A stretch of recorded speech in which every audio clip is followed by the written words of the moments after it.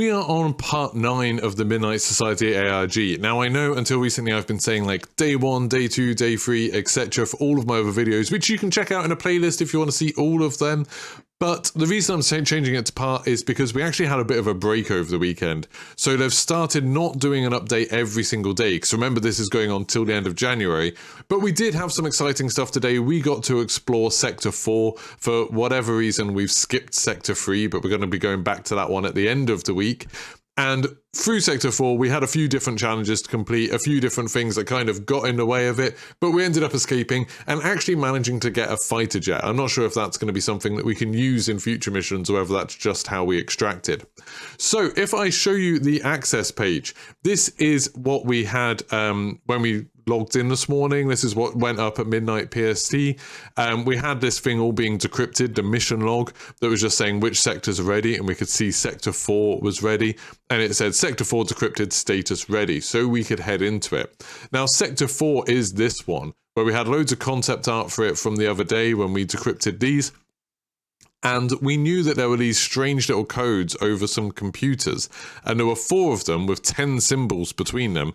And then there was this picture of a hangar, and it had these 4 green lights. So we figured, okay, we're going to have to decrypt those 4 different consoles in order to be able to exit the hangar. And that ended up being completely accurate. So we went into it and we started playing. There was a lot of deaths at the beginning. There was a few deaths due to bugs and glitches and things like that. Like there was a strange one where if you had suppressed 45 rounds, you couldn't use them. But if you had suppressed 45 ammo, that would be fine. And if you had the unloaded suppressed pistol, even though you had ammo for it now, that one didn't work. But if you had the other suppressed pistol, that one worked. And those sort of things. I think they've been fixed now on the bot, but that caused us a few problems. And when we went to these different consoles, we found lots of different codes. So basically, every time you went to one of these consoles, you would have 3 options of numbers.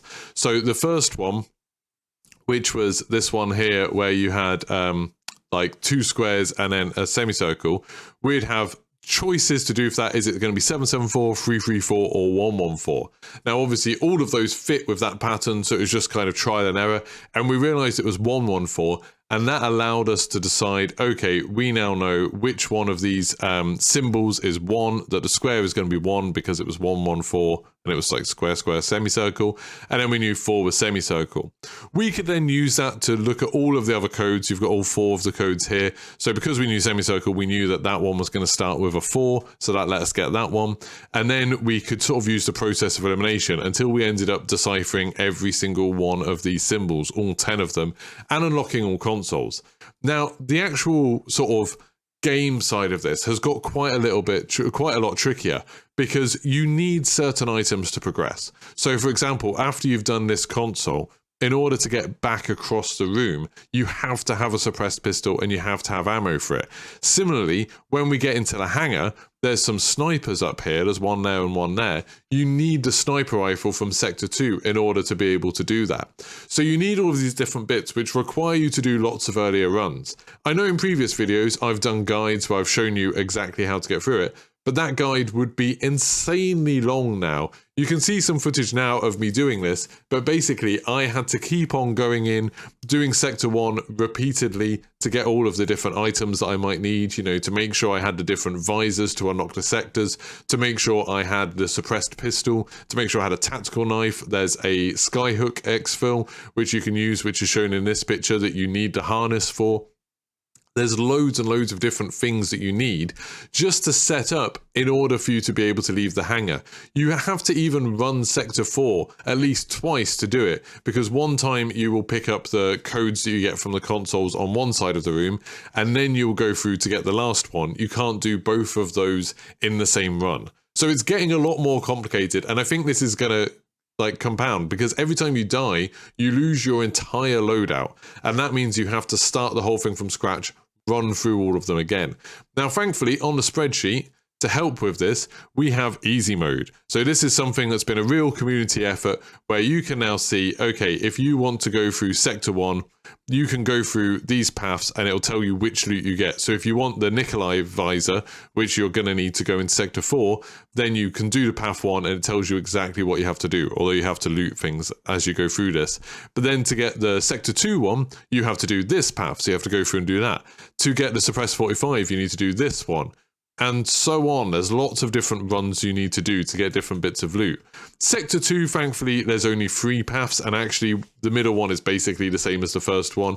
It's just needs a gas mask as well. So that one's a little bit simpler. You can just go through to get all of them. And then Sector 4, we found 3 successful paths again. And this time, you only really need to do 2 of them. So you only need to do the first path and then the third path in order to make sure that you get Angel's Visor Cortex, which is one that we're going to be using, and then to make sure that you launch with the jet, etc. And you get a suppressed G36, which seems like it might be useful. So while the newer sectors are slightly easier, there's less paths, there's things that are, there's a lot more deaths, which makes it harder the first time you do it, but following the easy mode, there still is a lot of setting up to get to the future ones. So I'll be back tomorrow. If there's an update, if there's something new, I'll do another video for that. If not, look out for the next part on Friday or Saturday, because that's when the next sector is going to be unlocking. That's when we're going to have the next big thing. Make sure you subscribe, turn your notifications on to get told when these things happen. Also, check out my video on Icarus. It's an awesome survival game that I think is being overlooked. I did a video on it yesterday. It's so good, and it's a really entertaining video, so make sure you go watch that. Thank you very much, and goodbye.